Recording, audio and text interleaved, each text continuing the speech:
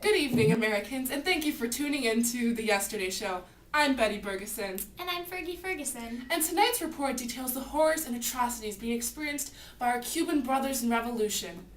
Cubans are being herded in by the Spanish to reconcentration camps, which are small ghettos fenced in with barbed wire.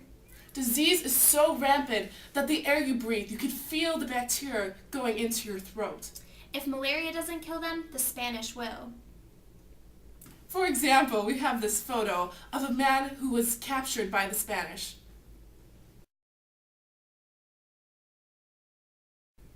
The evidence points to American intervention. Surely no American would want to see these people suffer. As a matter of fact, word on the street has been chanting, "Populists, Democrats, and Republicans are we, but we are all Americans to make Cuba free." So true, Betty. The sugar fields in Cuba are suffering as well.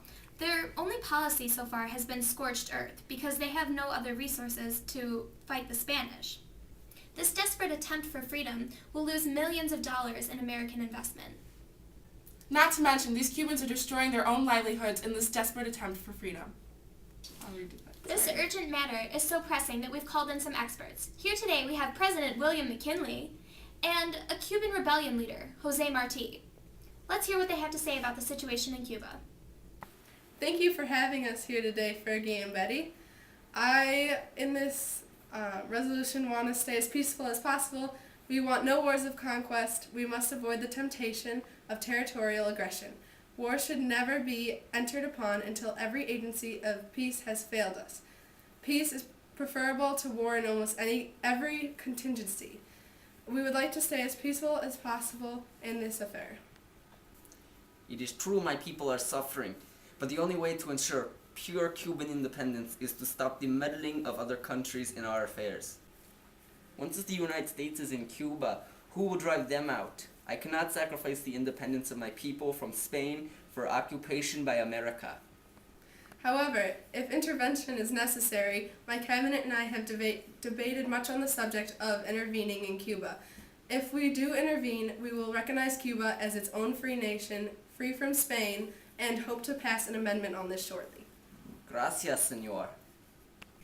Marti, I feel like our viewers should know that you were arrested at the age of 16. Not to mention you were writing love letters to a married woman for quite some time. How trustworthy can you really be?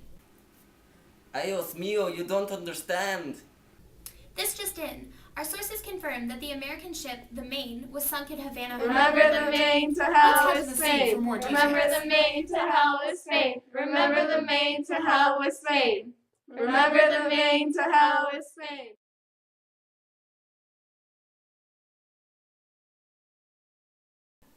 Well, it appears, Fergie and Betty, that today at 9:45 a terrible explosion took place on the board of the U.S. battleship Maine. Many persons were killed or wounded. All the boats of the Spanish cruiser Alfonso VII are assisting, and yet the cause of the explosion is not apparent. Sailors are unable to explain the destruction of this ship.